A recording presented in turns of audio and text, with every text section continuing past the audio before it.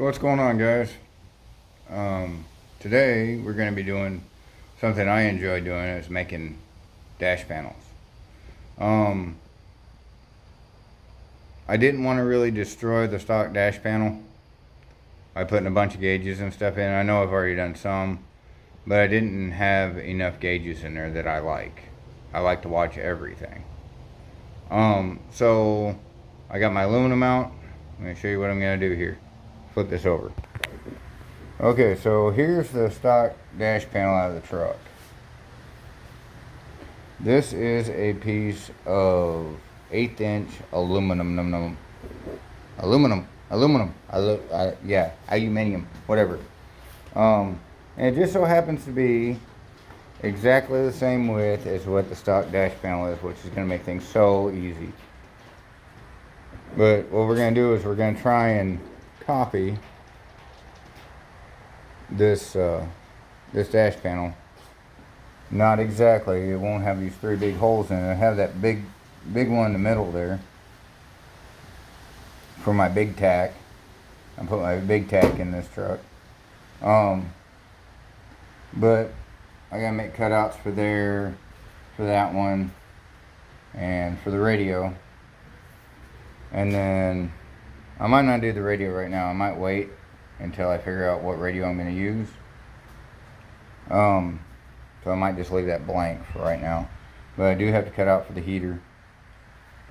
But that gives me a lot of real estate over here and up above, and in this section and this section over here, all the way to the edge, to put gauges in. Now I know this center one's going to be taken up by my big gauge. Now I don't have any real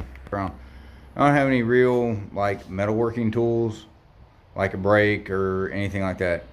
So I'll show you how I'm gonna break this 1/8 inch aluminum. It's not hard, but you have to do it right so it doesn't twist on you and make it look ugly. So you can get a good straight edge on it. So when I get set up for that, we'll be back. And we're back, YouTube. Alright, so I got it set up here to break this metal. So it's just like this edge on here where I can mount it. So this is what we got set up so far on my bench. And then I got these clamps good and tight. This is how you can break metal if you don't have a brake. Kind of an old school way to do it. But when you do it, you have to start like here and just barely hit it as you come across and work it back and forth. And yes, this is an old sign. But yeah, you just have to work it back and forth until you get the angle that you want on it. So I got it lined up, set up, and we'll be back whenever I'm done bending it, because y'all don't want to hear the beating the snot out of this thing. But like I said, nobody wants to hear me knock that off. But alright, you see how I got a nice crisp edge there. Now I'm going to have to trim these corners here and here to fit it up in there. What I got to do now is I got to measure from here down. These are for something else. I got to clear this up. But figure out total length on it.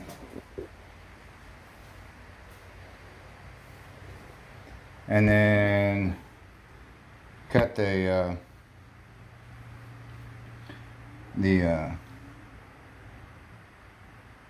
steering column for it, and that should be probably pretty close where I got those marks right now. Should be pretty close, but I gotta do some more measuring. Remember, measure 15 times, cut once. Okay. And yeah, it's a little beat up, and I can put it on the ground and I can get that a little better. Alright, we'll be back. Okay, so we have a rough cut here. So I'm going to make this rough cut. And I got to measure how far from here over I need to cut for the steering column. So we'll get this cut. We'll see This is the best way to do it. And it clamped down like this with the board on top, board on bottom. It keeps it nice and firm, and it won't move on you. And I'm going to be using my cutoff wheel to do this with, because my jigsaw doesn't work right. Trust me, I can cut a lot better with my cutoff wheel. I got one of those nice Harbor Freight ones, and it ain't worth a shit. So I'll be using my cutoff wheel. Alright, we'll be back. So we're back after about an hour of fitting and trying and drilling and grinding, shaping, all that good stuff. The panel is in there. I don't have it all screwed in, but the panel's in there. And I still gotta figure out exactly where I want my gauges and stuff. But what I'll do is I'll put my big, see here, I don't know if you can see, okay, see where that comes through? My tack will go right there, right above. I'm gonna mark it for center of the steering column. I'll mark it center there, center it up in between there, hit that. Now I gotta over here, I gotta cut out over here for my lights and wipers. There'll be gauges all the way over to here, and I have gauges over across here, and then I might put a radio in it, maybe, but I think I'll wait to cut that hole until I figure out what radio I want to use. And I gotta get my heater controls set up.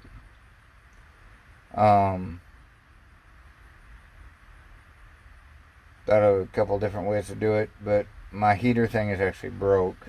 The heater control board is broke, and I really need to get another one. So what I'm going to finish up with today is I'm going to cut out for my big 5-inch tachometer to go here in the middle, so I'll be able to see the tack perfectly.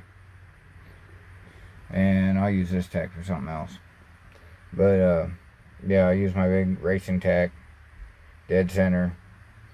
And I don't usually use a speedometer because I can drive by tack. So, but we'll be back later. Well, after a little bit of deliberation, I think we figured out how I'm gonna have the gauges set up for the truck.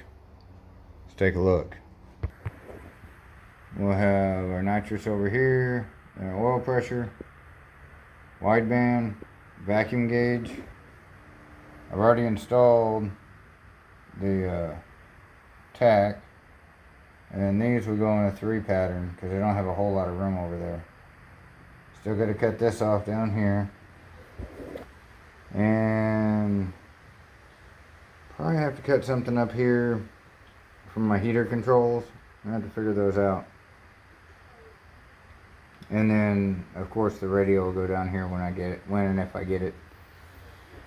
But yeah, I still got a lot of work to do. I gotta cut what 7 holes, and then I gotta cut the hole up for the lights and the windshield washer switch. Say that 10 times fast. And then figure out how to get these heater controls hooked up right. So yeah, but what I'll do is after I get all the holes cut, I'll go ahead and grind everything down, make sure everything's smooth, and then I'll go get some laminate. Probably, I don't know, might get carbon fiber, might get wood grain, might just get black or something. Clean it real good, put it over it, cut the holes out,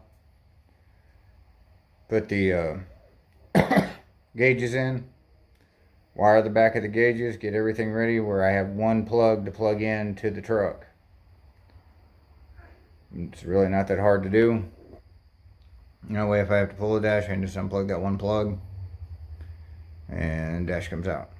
So anyway, later guys, you have a good one. Alright, well, it's dark out here now. I do have everything drilled out. I have all the gauges drilled out. I still got to cut out for the radio, cut out for the heater controls, and drill a hole for the nitro switch, and drill a hole for the headlights and the windshield wipers. But we'll take a look at kind of the finished project. It's not really, but we'll... Okay, here we go. Nitrous, oil, water temperature, wideband, vacuum, big tack, volts, and fuel. And I'm figuring later on what I'll probably do. Let's just turn this around. It'll be upside down, but here and here I'll add trans temperature and oil temperature. And when I do that, I might take this and swap it with the oil pressure, so the oil pressure and oil temperature will be right together. But no, I won't make anybody else one of these, because these are a pain in the butt. If you want to do it, this is how you do it. Get your piece of aluminum and start cutting and measuring and drilling holes. But anyway, yeah, once I get everything cut and I like the way it looks and I got it in the truck, then I will take it back out, pull everything apart, and get some kind of laminate for it. In the comments, tell me what you think would be a good laminate, like something that says Mopar all over it, or like carbon fiber look, or maybe a wood grain, or just a single black color or red color. Y'all tell me what you think. Alright, later guys.